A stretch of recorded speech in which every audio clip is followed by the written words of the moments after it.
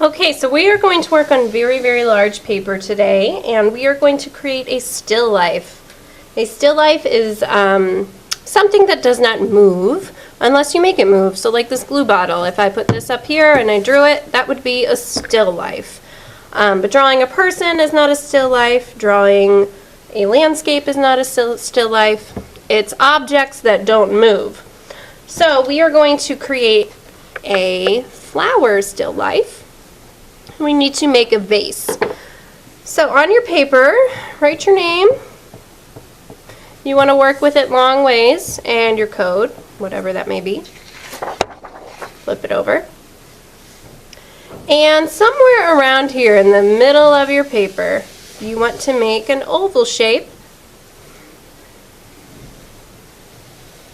And look how big I made this oval shape. I didn't make it super skinny and tiny, but I didn't make it as big so it hit the edges of the paper. You want it right in the middle of the paper, in the center, nice and big. This is going to be sort of the inside of our vase, so we'll be able to see a little bit of the inside. And then you can design whatever kind of vase you want. If you want your vase to be curved, you can curve it. If you want it to be straight, that's fine. So I might curve mine just a little bit. And then at the bottom, I'm going to do a really gentle smiley face. So it's a curved line here.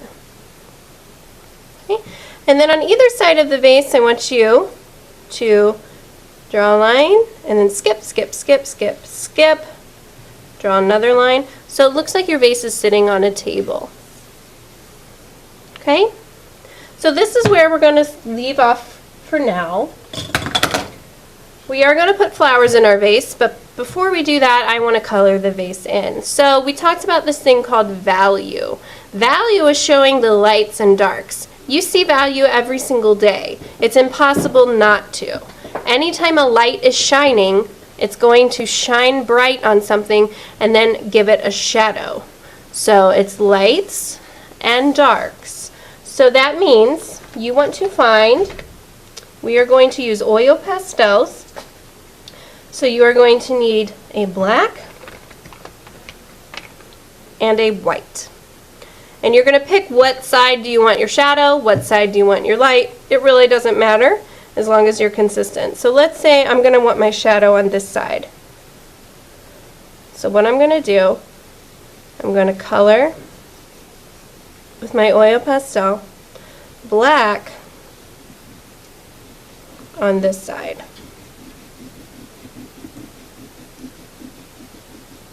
And I'm coloring side to side to side. I'm not coloring up and down.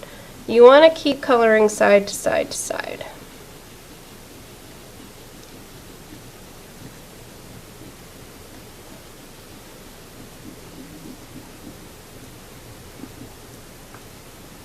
The only time I'm coloring up and down is here on the edge to make sure I get that edge nice and filled dark, dark, dark with black. Okay. And then on this side, it's going to be a little harder to see, but this side you want to do the same thing using white.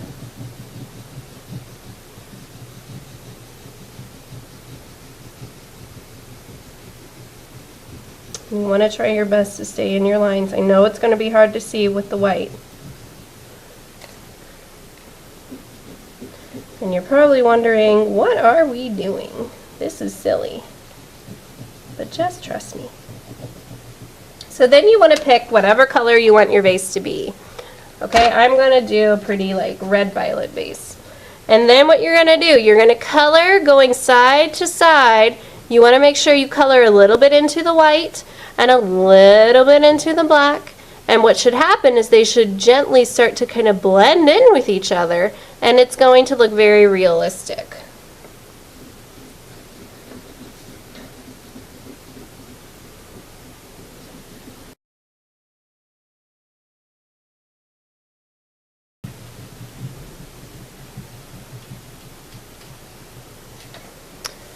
Okay, so after you feel you've had it all colored in, I want you to take a moment, go back and try to fill in spots that maybe you didn't color as neatly. So just take a little moment here to make it as beautiful as you can.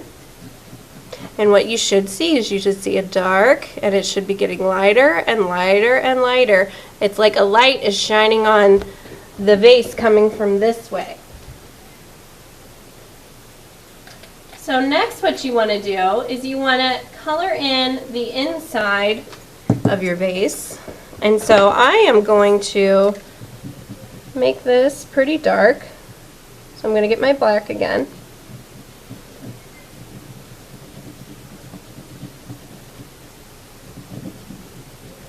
And the inside of a vase, actually the light hits it in the opposite way. The light's actually going to hit it on this side. So I'm going to put black over here, white over here, and then I'll do the same thing.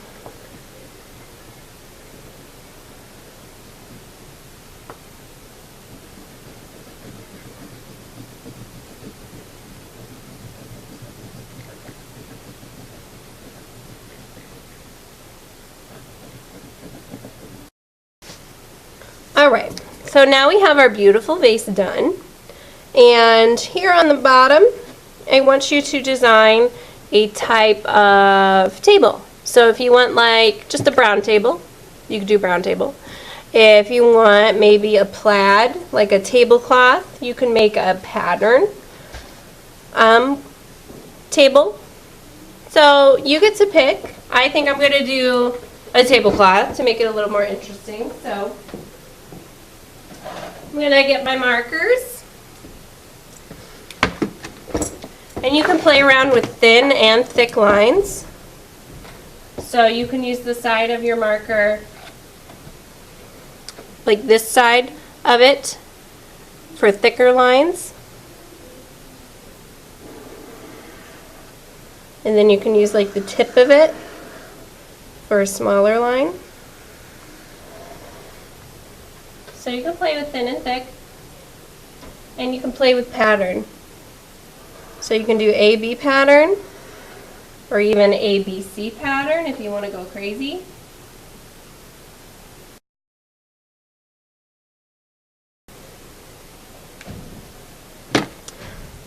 Okay, so from here I want you to take oil pastel again and just add a little shadow onto your tablecloth. Something like that, real simple. Okay? Alright, and then you want to take a green and you want to start making some stems for your flowers. And this is all with oil pastel. Some can be big, some can be small. Some can kind of droop off if you want them droopy, whatever you feel. Okay, next step.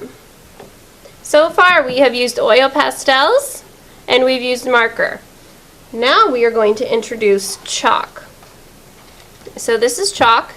It's going to get your hands pretty messy.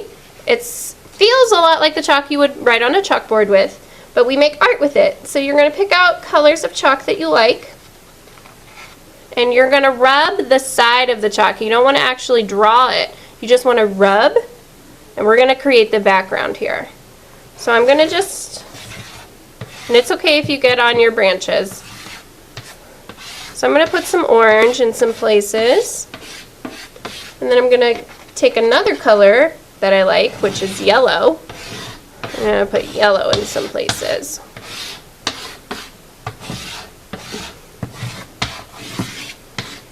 Okay, from here, chalk is super cool because you can move it around the paper. So you're going to blend it and you're going to use your fingers, but you don't want to go too crazy. If you go too crazy, then they're just going to blend together and it's not going to be nice and pretty. I think I might actually put a little red in here too. Okay, so here I go. Just gently, you'll see the chalk start to blend. It'll get kind of fuzzy looking. And you want to try and fill up this whole top part with nice, soft looking chalk.